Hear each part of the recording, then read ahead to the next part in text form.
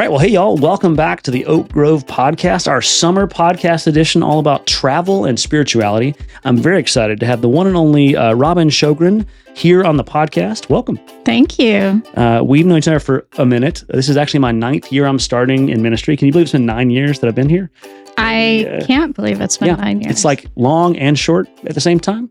It's a great fit. And so I'm glad to be here with you again to talk about family, vacation, staycations, Camp Mommy, Mommy Camp as it's known. When I first got here, there were all these great social media posts and all these fun things. And we're going to talk some about traveling in our own area and learning and seeing and growing, and especially how to do that with families and do that well. But before we get into that, we're going to do the thing we always do when we start the podcast.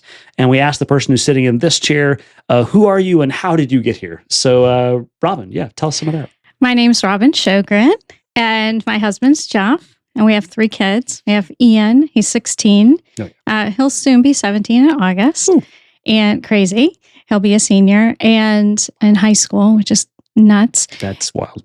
And Finn is 14. He'll be a freshman in high school. And Eleanor is 12. So 3 kids and 1 dog. We have, Motley, the Labradoodle. She's kind of famous. She is ubiquitous and famous as one of the Oak Grove pawsters. Yes. During the pandemic, a little hobby. Side was a little bored. side gig of creating Oak Grove dog pastors.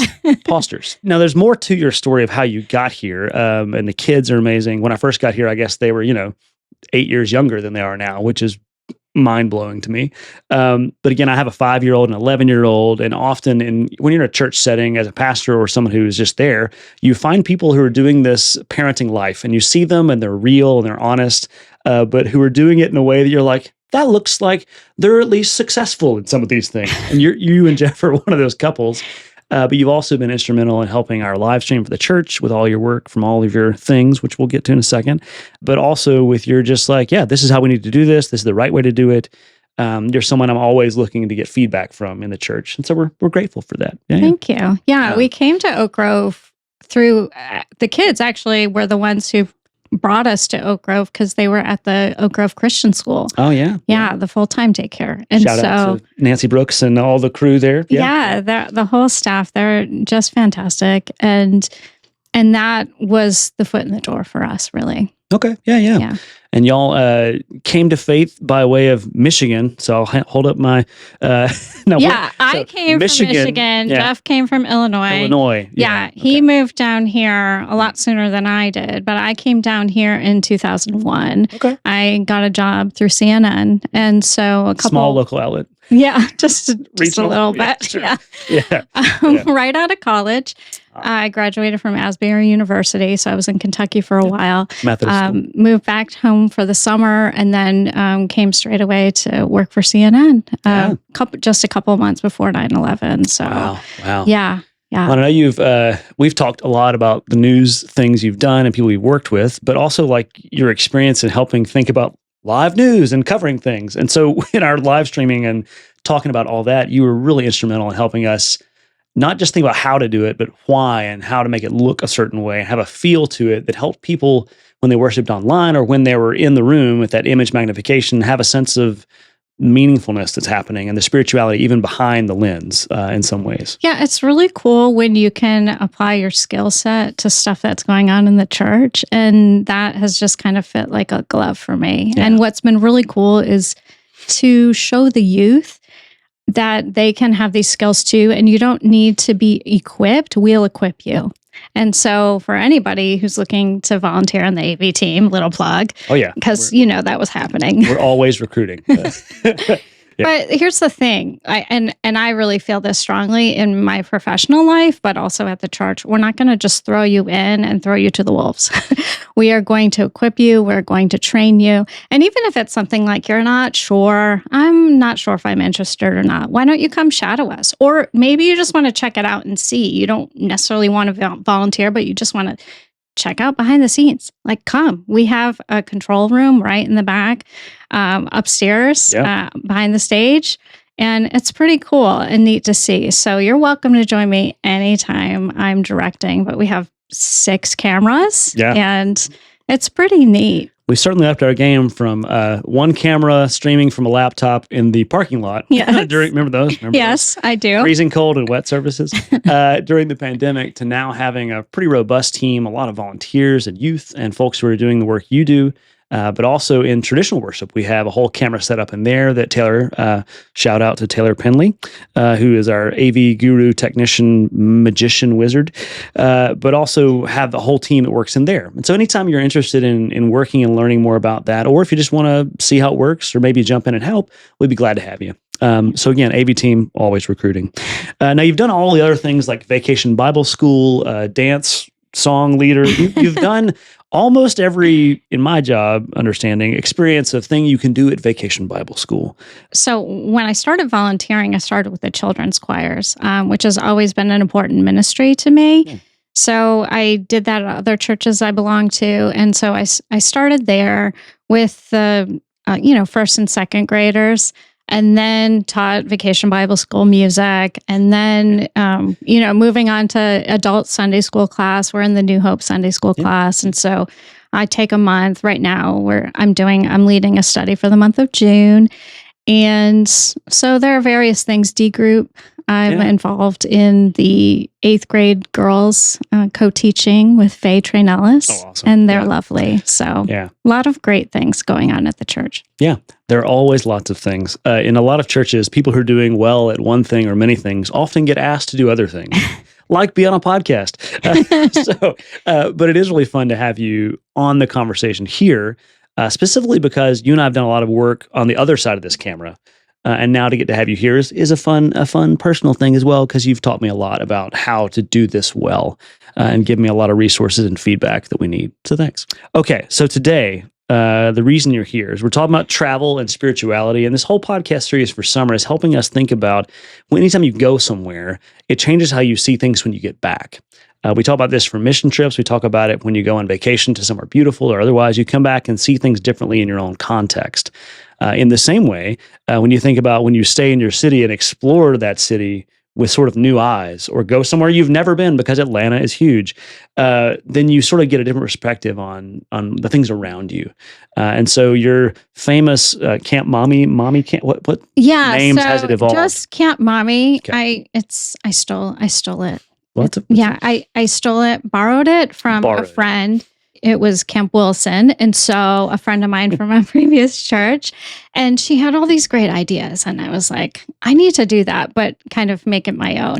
And so I started that with the kids. I, had some time off of work, but wanted to keep costs down. And so I was like, okay, what can I do with the kids that will be fun? I want to take a week off work. I want to decompress, but let's find some fun things to do. So every day would be a new activity. So maybe we would, go to the pool one day and just have a pool day. Or we would go to the zoo. We'd get a membership to the zoo and just take them to the zoo. There are a number of free things that you can do in the city. You can go to the MLK site, and that's part of the national park. So you can go there for free. You can go to the Carter Center. There's a small fee for that, but those are things that you can do. We would get also a season pass to Six Flags. So you always want to get that. Labor Day weekend is when it's the cheapest. So just a little pro tip. These pro parenting tips. Get it for Labor Day weekend, and then you can enjoy it from then on and then the whole rest of the year. So anyway, pro tip. Yeah. Well, and like when you think about like how to do things affordably, my wife and I are, she's a social worker, I'm a pastor, and like we're very frugal people. John Wesley famously, or maybe didn't actually say, but is quoted as saying, earn all you can, give all can, and save all you can. And so it's this idea of frugality runs deeply in my like bones from having a mother who was a teacher and a dad who was an insurance salesman and politician. It's just frugality is not a bad thing. And then we can spend money on the things we need to or we have to for our families, but also finding ways to like help our kids see things differently. Yeah. I find a lot of value in that. So as you mentioned, like all these different civil rights sites we have in Atlanta, with the history of Dr. MLK Jr. and all of that, but also the Atlanta Center for Civil and Human Rights is sort of a newer one. Yeah. But that whole aquarium, World of Coke, Center for Civil and Human Rights. Yeah, I've taken them to the World of Coke. And honestly, the cheapest of all things free would be taking them to work. Yeah. Because I worked at CNN for a number of years, and I was like, I'm going to take the kids to work, free parking, and take them in for a free studio tour. And so we did that, and they met the anchor, and they got to play around on the set and just have fun. So just stuff like that. Yeah. That is really fun. And I know y'all have different trips throughout the year to like strawberries. I know is a big thing. Yeah, we're huge Southern Belle Farm. Southern Belle Farm. Fans. I don't know which. Huge. There's J Moore. There's all these like not rival farms, but maybe rival farms. Yeah, we don't really hit up J Moore. It's like nothing against them, but we always go to Southern Belle. We go there in the spring. We go there in the fall. And you can go there in the summer. You can pick blueberries, blackberries, peaches. I think those are in season right now, but their strawberries are awesome. Okay. So, and you eat as many as you put in the basket, right? Is that the ratio, or is that discouraged? It's typically discouraged. Okay. All right. So you have to pick them, pay for them, and then consume them. Yeah. Okay. I mean, but it does happen. It does happen. Yeah.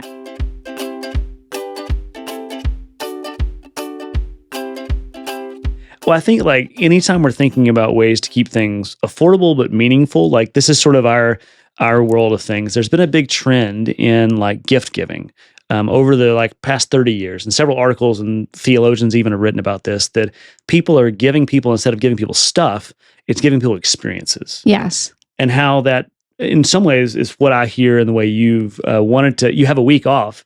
Cool. I mean, we can go do something expensive, or we could save that for hockey trips, swim trips. You know, those are our vacations now. The vacations to Boston in the middle of winter, sure. But that is your life. Hockey, in case you didn't know, is a big thing for her family. Yeah, my boys play travel hockey, and my daughter Eleanor swims year round for Dynamo. So we're just a little busy. Just some multi-sport families.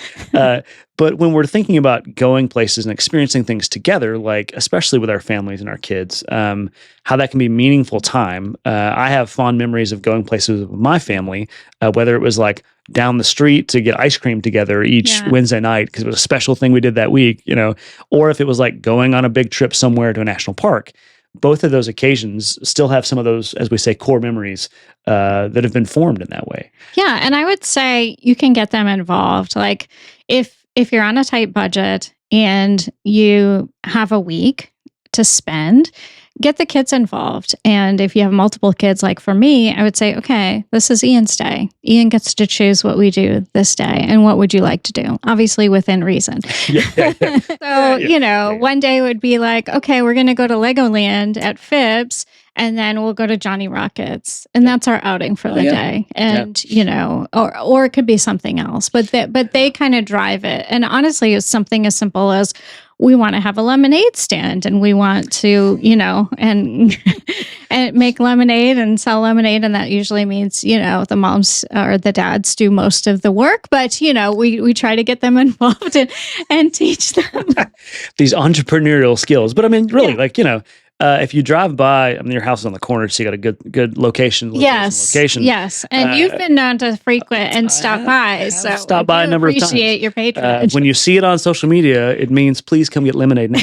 That's right. But I brought my kids over, and that's just part of that community aspect that we have here at Oak Grove, is that sense of again, whether you're a part of a pool or not, well, you got friends who are, you can go with them. Yeah. And there's also like splash pads in the old Fourth Ward. Walking around the Beltline now is just.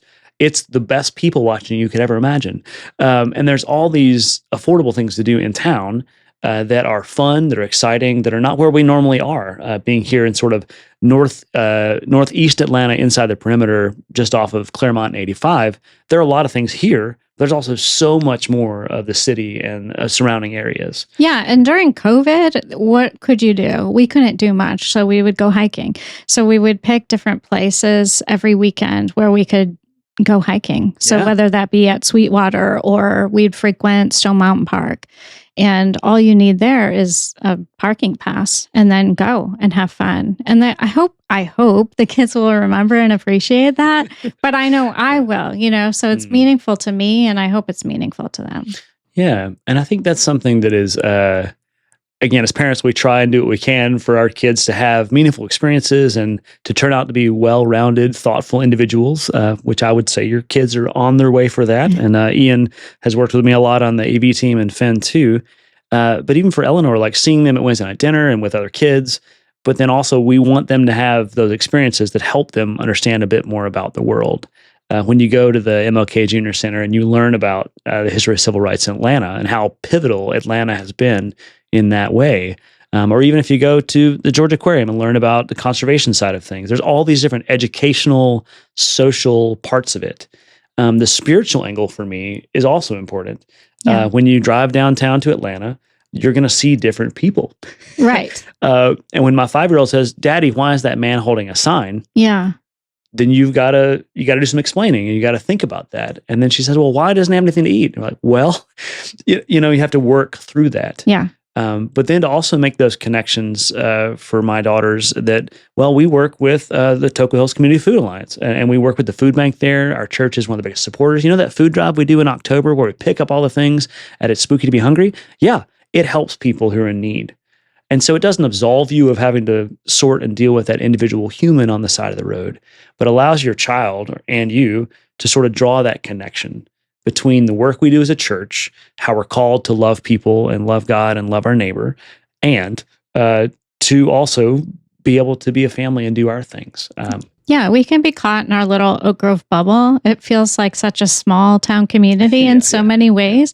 But we have this big world just outside our doorstep, really. And it's a good opportunity for the kids to get out and just to do stuff. Frankly, to get out of the house and get off screens. Can we be honest? Yeah, that's a big thing now. As I use my tablet to keep track of where I am, but it is like it's part of our world now, especially as kids get older and screens are ubiquitous. Yeah, we're trained by modern world to like stare at screens. It's like you can't help it. It sucks us in. So I think those are all helpful ways. Again, I know I've seen pictures of y'all. There's a bunch of pictures Robyn has that I've got, but from places like Pumpkin Patches, Six Flags, Atlanta Botanical Gardens, the Beltline, the Varsity. If you've never been to the Varsity, that is a life experience. That is an experience. They don't yell at you like they used to. What do you have? But they used to say, "What do you have?" Because it's been a minute since we've been. They're not quite as gruff as they used to be, but they used to like verbally, thoughtfully get at you about it. And you have to say, "I would like a neck steak with cheese, glorified," which means a cheeseburger with tomato, lettuce, and onion. So you know what also is great near the Varsity? They have the Center for Puppetry Arts. And we were members at the center for a long, long time. And that's great because you can go to see a show and then the kids have a creative puppet workshop and they can build their own puppet, hand and rod puppet. And they always had the most fun doing that. And so we'd make an outing of that, right? It wasn't necessarily, sometimes it was, but it's not necessarily part of Camp Mommy, but just like a weekend. So maybe it's just, I don't have a week off of work. Maybe it's just a weekend. Go take them to the Center for Puppetry Arts. Take them to, we'd always go to Krispy Kreme, like the one on Ponce. It's there. Right? Yeah. Now it's rebuilt. Thank you, Shaq, right? Thank you, Shaq, officially. Yeah, it was really sad when it wasn't there. Yeah. Well, it burned down. And you're like, how can the Krispy Kreme burn down? Isn't that like, But it's back. Yeah. So the hot sign is almost always on. So just, swing by on the way. You go to the Center for Puppetry Arts, then you go to the Varsity, and then on the way home, you go to Krispy Kreme. Man, bam. I'm not saying this is a healthy thing. Yeah. Within reason. Sometimes you can, That's true. Go off the diet. Yeah. But there are all these places and spaces to explore. One of the things I've found with our inclusive playground here is that I meet people on the playground all the time at the Etheridge Inclusive Playground who are like, "Oh yeah, this is one of the ones on our list. We're exploring." I was like, "What?" Turns out there's actually like a lot of people who are like, "Yeah, we're gonna go see the best parks in Atlanta because we need something to do on Saturdays." Let me pause and say, if you have never had small children or don't remember what it's like, the weekends are often hard. Yeah. Because you're having to wrangle them full time and like rest yourself. And so you got to find some things to do. Everyone does better when you go out and do something. Yes. For our family, anytime we go to lunch at Fellini's and everyone's like, "Oh, pizza." And they go home and take a nap. And we're like, oh. And so you got to find something to do in the morning. Yeah. And so it's like, having these rhythms and patterns that allow you to have some rest, even as you're doing something, can be really nice. And it doesn't have to be anything extravagant. It can be we're walking to the Oak Grove Market and getting ice cream and walking back. Yeah, exactly. Whatever the thing is. Yeah. Low cost, exercise, all the things. Yeah. And it's not, 90,000 degrees outside. Yeah, totally. But now that they're older, so Camp Mommy is kind of retired. Yeah. Passed on to another. Right. Yeah. But there are still things that the kids are involved with and that we're involved with together. I don't get as much time off of work anymore, but I can help decorate for Vacation Bible School on the Sunday before Vacation Bible School. And the kids are volunteering now. It's hard to believe that now they're all in the age of volunteering. Yeah. So the kids are able to volunteer at Vacation Bible School. They're still involved with swim team. And so we do that. This is the last week of swim team. Yeah. So, and also like, good. Yeah. But it's great because we can see other people in our community who go to our church from different pools and, heckle each other. Oh, yeah. Yeah. Trash talk. This past week at the Georgia Tech Arena. Right. Yeah. So they're involved in that. They'll go to Camp Glisten. They'll they do a Windshape overnight camp. And they get to do the Hinton mission trip. Yeah. Which has been meaningful for the boys. Got to do that last year. Yeah. And say some more about what the Hinton Rural Life Center does. So I haven't been, so sure. I don't want to call myself the expert because I am certainly not. But the kids are able to, they go from a Sunday through a Thursday and they're able to go out to North Carolina and serve people in that community. And that could be, chopping wood because they need firewood to heat their homes. And so, if you give a kid something to chop wood, that's a good time. Yeah. The hydraulic press had lots of photos on the last year's trip. And Hinton Rural Life is a Methodist center for retreats, but also for community action. Hayesville, North Carolina, just north of Young Harris. So just across the state line. Yeah. And I've taken students there when I was a college minister. And now our church goes there regularly with older adults for the Boom trip, which is coming up, but also our the high school and junior high kids. Yes. Who go with our youth group every summer now. And so there's all these sort of things to do that, again, have scholarships to them, but also are great ways for our youth and even older adults to get out there and be helpful and use their time well. Yeah, they helped build a wheelchair ramp for someone. And that's just so meaningful. That's something that's going to last. And again, it's something where you don't have to have a ton of money to create an experience for your child and for them to be able to get back and serve. A lot of the mission trips that the youth do, they work for them. They do tree lot. They do, all kinds of different fundraisers to be able to help pay. And so the cost to the parents is, less. Significantly less. Yeah. Yes. Which is super nice. And it helps them understand like this work and equity and like that part of it. But also, like, if you work your 4 tree lot shifts, then you get a certain amount of credit towards that trip. Yeah, and you better believe the Sjogren kids are going to work all 4 shifts. They're going to be there for all 4 shifts. But then, again, as someone who went through that same sort of youth program, not here, but at my home church, like you learn the value of those things. Yeah. But then also, it's just fun. Yeah. So it's something you're doing that's meaningful. It helps other people. And it remunerates you in some sort of helpful way. And it's a smaller group of kids who usually go. And I just remember CJ telling me it was one of his favorite trips because it is a more intimate setting. And so the youth can bond and they'll line dance and things in their, in their downtime. And so it's a memorable, meaningful experience for them. A thing that my kids also do, they go on youth choir, the music mission. Yeah, music and mission is a very, very sought after and fun thing. I had to get a follow car to add to the bus because we had too many people. Yeah. Which is like great problems, right? Yes. Yeah. So John Cowden and his whole crew that harangue and wrangle the youth. This year they didn't know where they're going until they got there. Yeah. Which is kind of wild. My kids, Ian knew. So, eventually the kids started finding out. But they didn't know some of the stops along the way. Nice. So, yeah. Nice. Always it's going to include Buc-ee's. That's like no spoiler, but yeah. Right. Yeah, so all the different trips, all the different things, all the different local things that you all have done in your family too. Yeah. In the beginning conversation, we talked about how you see things Yeah. differently. Yeah. So how do those mini trips or those times together or seeing something different in Atlanta or the Hinton trip or the choir tour help us to see things differently in our spirituality? Well, for me, I think it boils down to gratitude. In our Sunday school class, I'm teaching a series on gratitude. And I think we can easily get caught up, and a lot of us don't want to admit it, but I'm from the Midwest, so I kind of keep it real. But we live in an affluent community, right? And so if you look on social media, which social media can be lovely and social media can be quite awful. Yeah. But when you look at social media, you might see somebody's extravagant trip and go, wow, like I don't have that, or I'm not ever going to be able to take that, trip to Europe or whatever that looks like. And you can kind of get to a place of ingratitude, or you lose sight of all that God has given you. And there's always going to be someone who's less fortunate than you are.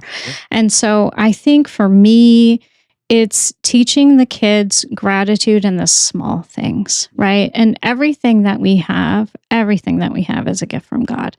And so to be able to see that we don't have to take a huge trip somewhere. We don't have to do that. Those things are lovely and nice, and you can create lovely memories doing so. But sometimes it's the simple things. And I hope that they remember those simple things and find gratitude in the small things. I had a pastor from a previous church who would open up every Sunday morning and say, "This is the day that the Lord has made. Let us rejoice and be glad in it." Sure. And, sometimes you'd go, "Oh," right? Yeah, like every time. Yes, Yeah. I know. Yeah. But why did he do that so much? He did that because he wanted to emulate gratitude. And no matter what we're facing, no matter what we're going through, the struggles, right? Sometimes when Camp Mommy, hits the road, the kids aren't always enthused about it, right? But we're trying to emulate gratitude for the gifts that God has given us, right? Yeah. And I think that's a huge part of gratitude and empathy are things that our society needs a bit more of right now, specifically in our American context. But also, I think those are huge things that Jesus talked about, especially understanding someone else's situation and experience in life. But then also using some of our time and resources we have to process what our lives are like and how we should be thankful for the things we have. Not out of a sense of obligation for gratitude, because it's not really gratitude if you're forced into it. Thanking God for the things you have, for your family, for safety, for the roof over your head. All those things are important, but also the chance to experience some of these different things and people to do that life with. Yeah. And just be grateful for the time that you have with each other, because we're not guaranteed tomorrow. And so, and I'm very mindful of that. I've had people who, I've had close friends who are in poor health and who aren't with us anymore, and they don't have that time anymore. So what can I do with the time that God has given me? How can I create memories with my kids that will last and that will hopefully they'll carry it on to the next generation, right? Yeah. I think that's really well said and really important. As we say in our house and anyone around aging and that sort of thing, that aging is a privilege not everyone gets. Yeah. And I think that's what I heard you say, is just sort of this privilege that it is to be together, to have this wonderful life, even with its complications and sufferings and difficulties, but also the beauty of community, of family, and of people who love us. Yeah. And your life might not look like, the person who lives a few blocks down from you. It might not look as glamorous, but what can you do to be thankful for what you do have, and having a service oriented mindset too, I think is so helpful. I've had people in my life, even when I was a teenager, going, you need to take the focus off of yourself and to put it on to others, and that will help center you and guide you. And so with my kids, yeah, sure, we'll have a week where we have a blowout week with Camp Mommy, and we'll do all the things, and we'll get all the ice cream and go to Brewster's and do all the things. But also, like, we're gonna serve somehow. And there's so many ways that kids can serve in our community, especially at this church. But even if it's for a couple hours, Yeah. Well, and plug, if you're ever looking for ways and things for your kids to get involved with here at church, I'm always happy to chat with you about that, or to reach out to our children's ministry, our youth ministry team. I know we'd be glad to help your kids connect. And also, all of our youth and other families and parents know these things about where to go and how to get involved with these different groups, but also the things we do here at the church. Every Wednesday night during the school year, we do our blessing bags, which I know you're a part of. Yeah. You want to say a little minute about what that is? Once school starts back in August, we'll ramp these back up. So we pack snack bags essentially for Montclair Elementary, and the majority of them are on free or reduced lunch. And so they're a small group of us, but we've become kind of a family now. And we've become really good friends to the point where we serve together. We pack it's like an assembly line. We put, we have all these paper bags and we go down the line and fill it with, mac and cheese and crackers and oranges and bananas and all the things. But there are people from all ages and stages that are involved, and from all abilities. So there's a place for everyone in that ministry, which is really lovely. And then we pack them up in a van and they get sent week to week for the kids to take home. Yeah. And so those kids might not know us. They might not have been in this building, but we are being able to minister to them. And it's through that ministry that I've been able to form some pretty great friendships. And we spend time outside of church. And so that's a great thing. The more that you're involved in various things, the more connected you can feel outside of these walls. Well, Robyn, thanks for being on the podcast and being a part of this conversation about travel and spirituality and, Camp Mommy and all these things, service work here in Atlanta, but also here at our church. I'm grateful to have you on the podcast. Thanks for having me. I'm used to being behind the scenes, and now here I am in front of the cameras. So it's a new experience, but thank you. It's been fun. Glad for it, and always glad to be with you and celebrate the ministries we do together. Thanks for being a part of the podcast, listening and watching. In case you didn't know, you can find this on YouTube, a video version there. You can also find a video or audio version on Spotify, and you can listen to it on Apple Podcasts or wherever you get your podcasts. Thanks for listening, watching, and engaging. If you've got questions, reach out to us, but we'll look for you in the next episode of the podcast. Peace.